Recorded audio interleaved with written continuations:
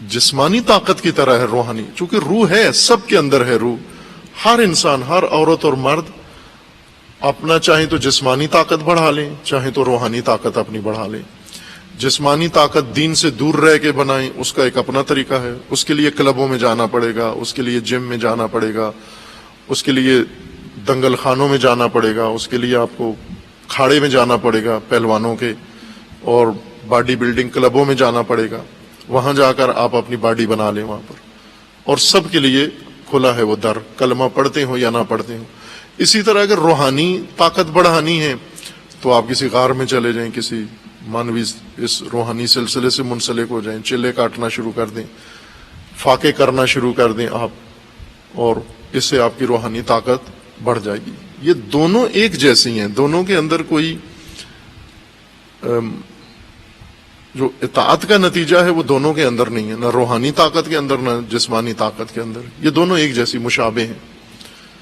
جس طرح سے آپ مثلا شیطان کی جو طاقت ہے، شیطان جسمانی طور پہ طاقتور نہیں ہے، روحانی طور پر طاقتور ہے، اور اتنا طاقتور ہے کہ انسانوں کے اوپر مسلط ہے. انسان اس پر مسلط نہیں ہوتا. ایک ہی وقت میں سب انسانوں کے اوپر مسلط ہو جاتا ہے. تو یہ قوت ہے اس کی، یہ طاقت ہے اس کی. یہ اطاعت تو نہیں ہے، یہ کرامت نہیں ہے، یہ معجزہ نہیں ہے، یہ شرف نہیں ہے. شیطان کے اندر ساری طاقت روحانی طاقت ہے. جسمانی طور پہ وہ تو نہیں کہ وہ بہت بڑا پہلوان ہے اور سارے کام جسمانی طاقت سے انجام دیتا ہے،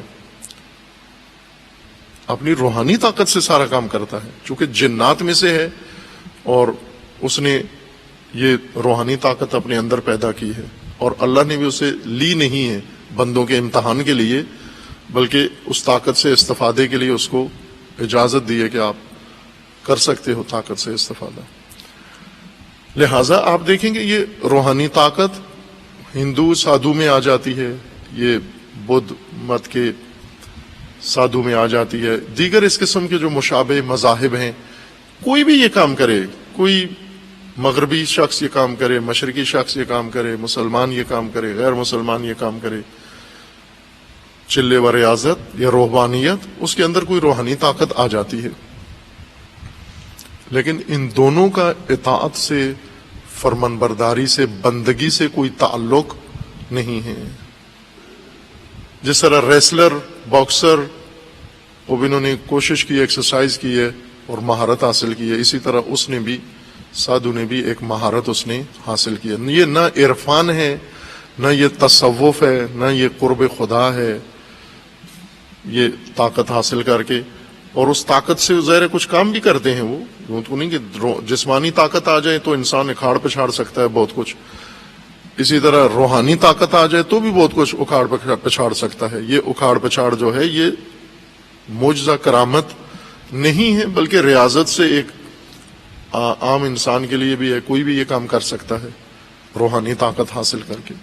یہ اطاعت و بندگی نہیں ہے.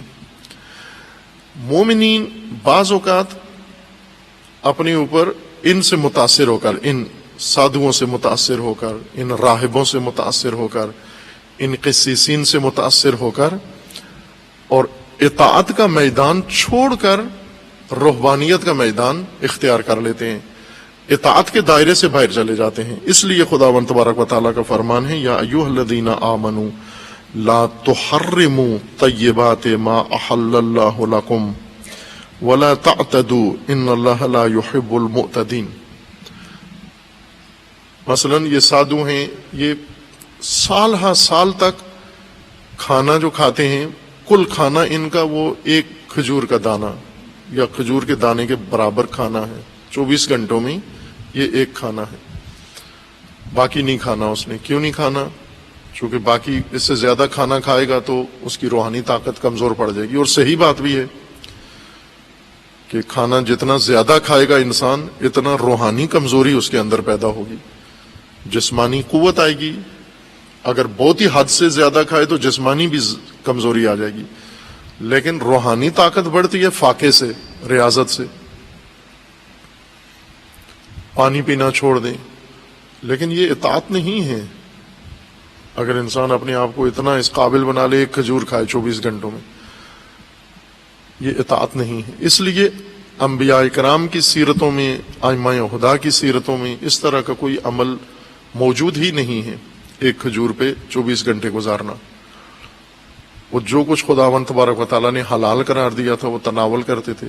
یہ اطاعت ہے، بندگی خدا میں جا کر قوت حاصل کرنا، بندگی خدا میں کسی مقام تک پہنچنا۔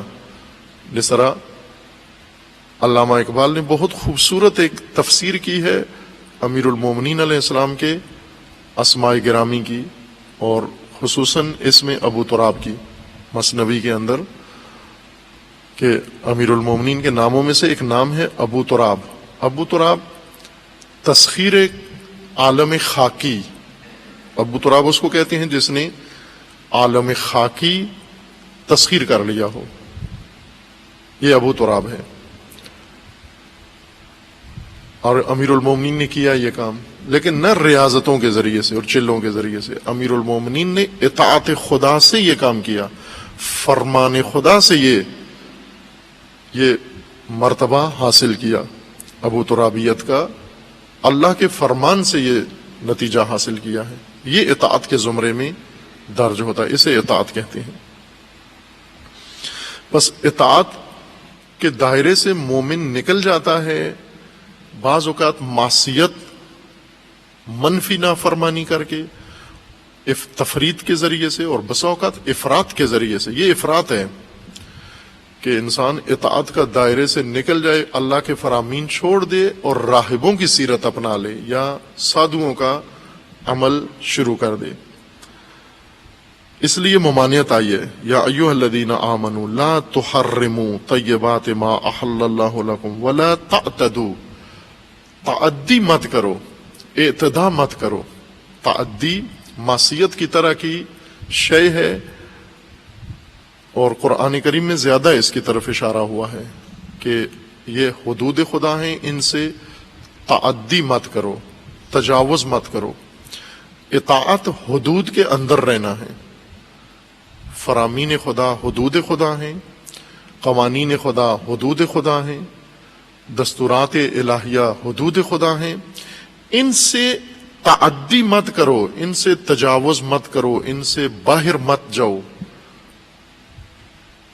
تعدی، عدو حد توڑنے والے کو کہتے ہیں، جو مقررہ حد سے آگے نکل جائے۔